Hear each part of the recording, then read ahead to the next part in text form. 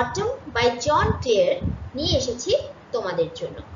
এটার পুরো রিডিং এর অ্যানালাইসিস এবং তার স্ট্যান্ডার্ড ওয়াইজ সামারি এবং সাথে বেঙ্গলি মিনিং এবং নেক্সট পার্টে আমি এটার এক্সারসাইজও তোমাদের সাথে কমপ্লিট করে দেব।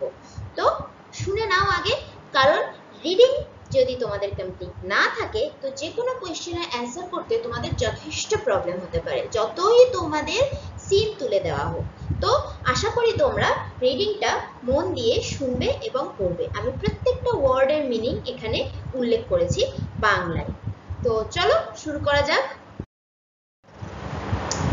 I love the fitful gust that shakes the casement all day. কবি এখানে শরৎকালের কথা বলেছেন। তিনি শরৎকালের একটা ঝলমলে দিনের যে আনন্দ সেটা এখানে বর্ণনা করেছেন। তিনি দেখতে ভালোবাসেন যে কিভাবে বাতাস তার ঘরের জানালার যে ফ্রেম তার উপর দিয়ে বয়ে শ্যাওলা ঢাকা এলম ট্রির গাছ থেকে পুরনো বিবর্ণ পাতাগুলো তুলে নেয়। And from the mossy elm tree takes the faded leaves away, twirling them by the window pane with thousand others down the lane. বাতাস তখন পাতাগুলোকে ঘুরিয়ে জানালার চারপাশে ঘুরিয়ে রাস্তায় উড়িয়ে দেয়। বাতাস এবং পাতার এই চিত্র শরৎ ঋতু যে সৌন্দর্য এবং গতিশীলতাকে ধারণ করে, যা একটি প্রাণবন্ত এবং মনোরম দৃশ্য আমাদের কাছে বর্ণনা দিচ্ছে। তো নেক্সট স্ট্যান্ডায় চলে যাচ্ছি আমি। I love to see the shaking twig. Twig মানে ছোট পাতা। Dance till the shut of eve.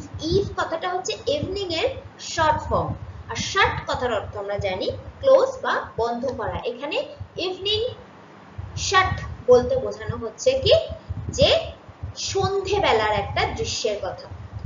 The sparrow on the cottage ridge, whose chirp would make believe that spring was just now flirting by in summer's lap with flowers to lie. কবি এখানে বলেছেন যে বাতাসে একটা ডালপালা দুলতে দুলতে এবং সন্ধে না হওয়ার পর্যন্ত সেইটাকে নাচতে দেখাটা তার কাছে একটা আনন্দের বিষয়। তিনি কুটিরের ছাদে বসে থাকা একটা চড়ুই পাখিকে কিচিরমিচির করতে দেখতেও খুবই ভালোবাসতেন, যা দেখে মনে হতো বসন্ত এখনো আছে, কিন্তু তখন কিন্তু কি চলছিল? শরৎকাল।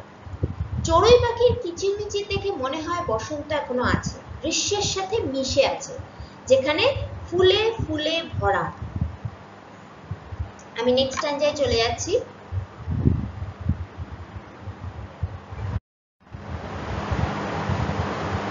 I love to see the cottage smoke curl upwards through the naked trees.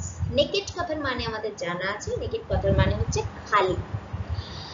The pigeons nested round the court on dull November days like this.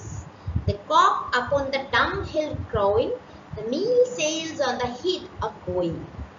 তাছাড়া কবি কুটির চিমনির যে ধোয়ার সৌন্দর্য সেটাও তিনি খুঁজে পেয়েছেন কোথায়? যে খালি পাতাহীন গাছগুলোর মধ্যে দিয়ে উঠে আসে। এটা একটা ইমাজিন করে দেখো, যেন একটা ছবির মতন তোমার কাছে ফুটে উঠবে।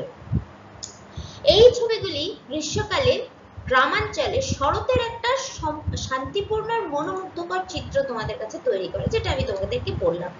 কবি গ্রামাঞ্চলে নভেম্বর মাস, তার মানে এই যে কবিতাটা তোমরা পড়ছো এটা কোন কালের কথা বলা হচ্ছে বা কোন ঋতুর কথা বলা হচ্ছে, দুটোই কিন্তু তোমরা পেলে। এক তো শরৎ ঋতু আর এক হচ্ছে নভেম্বর।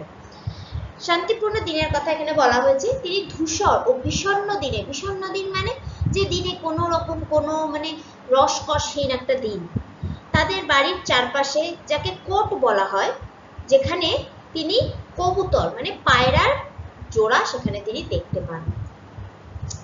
তিনি গোবরের স্তূপের ওপর একটি মোরগের ডাক শুনতে পায় এবং খোলা জমিতে ধীরে ধীরে ঘুরতে থাকা বায়ুকলের পাল তিনি দেখতে পান। কবি একটি কাকের পালক আলতো করে মাটিতে পড়তে দেখছেন। এই ছবিগুলি শরৎকালের গ্রামীণ জীবনের একটা শান্ত ও সরল সৌন্দর্য প্রদর্শন করছে।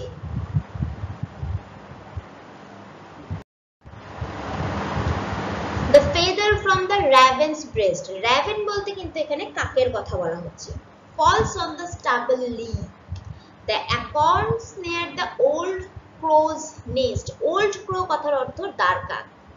Fall pattering down the tree. The grunting pigs that wait for all scramble and hurry where they fall. দাঁড় কাকের বুক থেকে যে পালকটা খসে পড়ছে সেটা শস্য ক্ষেতের ওপর উড়ে পড়ছে. বুড়ো কাকটার বাসার কাছে ওক গাছের ফলগুলো টাপুর টুপুর করে গাছ থেকে ঝরে পড়ছে.